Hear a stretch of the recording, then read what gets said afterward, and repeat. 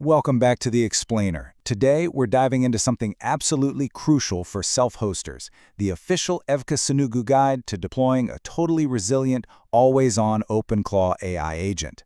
If you've ever dreamed of hosting an AI that just manages itself and shrugs off server crashes, well, you're in the right place. We're going to walk through a truly professional, step-by-step deployment on an Eka Sunucu Windows Server 2022 VPS. We'll cover the whole shebang, from the very first install to locking down your comms. We're breaking this deployment down into 4 easy phases. We'll map out the journey starting from a completely blank server, give our AI a brain, secure its voice, and finally, put it through the ultimate stress test to prove it has become a hardened, autonomous entity that survives reboots without you lifting a finger. All right, Phase 1, Windows VPS Initial Setup. Getting this foundation right on your Windows Server 2022 instance is literally everything. So before we even think about opening a terminal, what are we actually building here? Well, the beating heart of this deployment is the OpenClaw Gateway. It's a locally running, managed background service. Now, the absolute standout detail from the Eka Sunucu architecture is that this service binds strictly to the local loopback address, 127.0.0.1 on port 18789. Why does that matter? Because locking this administrative port down locally guarantees that nobody from the public internet can just waltz in and hijack your AI. Here's the high-level game plan. We launch an admin PowerShell, run the official installation script, let it automatically handle Node.js, and finally, register the gateway. It's wildly streamlined, mostly because the official installer just takes care of all the heavy dependency lifting for us. Okay, the very first non-negotiable step here is firing up Windows PowerShell as an administrator. This isn't just a suggestion, it's a must. You need those system privileges so the installer can write to predictable paths and set up the background tasks correctly. Check out the CLI output. When the Eka Sunucu setup command runs, it's actually smart enough to check if Node.js is missing from your Windows VPS. And if it is, it just quietly bootstraps a user-local portable Node.js environment right into your app data folder before it even touches OpenClaw. Seeing this success confirmation means our base software stack is locked and loaded. Now, this might be the most critical part of the whole setup, registering the OpenClaw Gateway as a Windows scheduled task. That confirmation right there, that is the secret sauce to making your agent an immortal background service. You are not going to need to leave a PowerShell window open on your desktop forever just to keep your AI alive.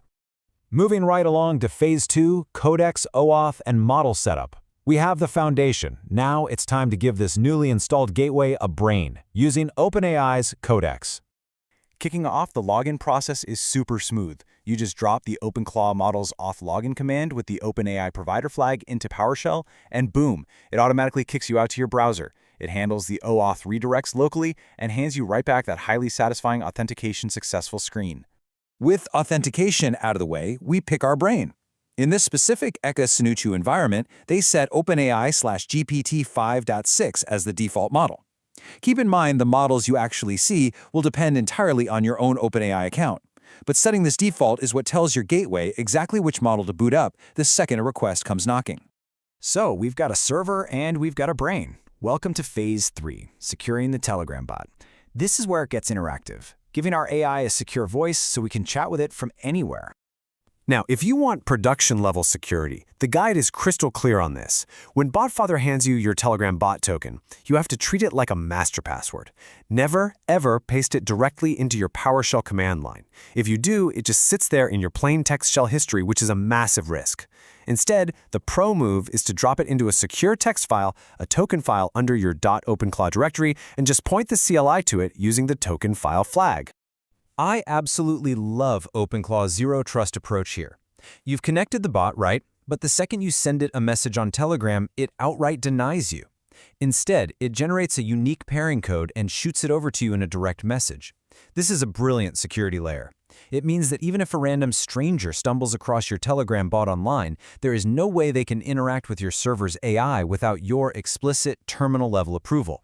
To finish the handshake, you take that pairing code, jump back to your Windows server, and fire off this command: OpenClaw pairing approved Telegram, followed by the code. Running that permanently authorizes your Telegram user ID, securely sealing the connection between your phone and your VPS. All right, everything is configured, secured, and humming along. Which brings us to the grand finale. Phase 4, the ultimate reboot test. We're going to intentionally try to break this thing to prove it can survive. Because this is the big question, right? The one that keeps self-hosters up at night. What happens to your AI agent when the VPS goes down? You put in all this work, but what happens when a random Windows update forces a restart at 3 a.m.? Does your AI just die until you manage to log back in over a remote desktop? Well, the Eka Sunucu guide hits this nail right on the head with a great philosophy. It states, for an always-on deployment, the most important validation is a full reboot. We aren't just going to sit back and cross our fingers that the background tasks work. We are actively pulling the plug to prove they can heal themselves. Let's trace exactly how this reboot sequence plays out. The guide runs restart computer with the force flag.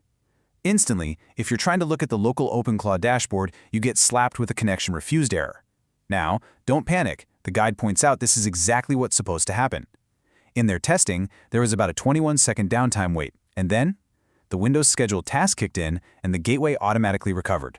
The whole shebang, completely without any manual intervention. We can prove it too. A quick status check after the reboot confirms the gateway is up, running, and perfectly bound right back to local port 1878.9 purely as a background task.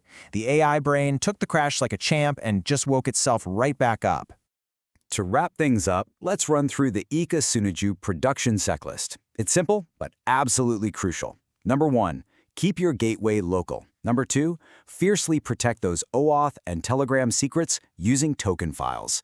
3, always run a real auto-startup reboot test to verify your tasks.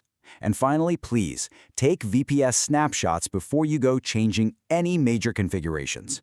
And that brings us to the end of our walkthrough. You've just built an architecture that can take a literal server crash to the face and recover its own AI brain without you ever lifting a finger. The infrastructure is rock solid, the persistence is guaranteed, so the only question left for you is, what are you going to build next with this immortal background service? Thanks so much for hanging out with me for this explainer, and happy building.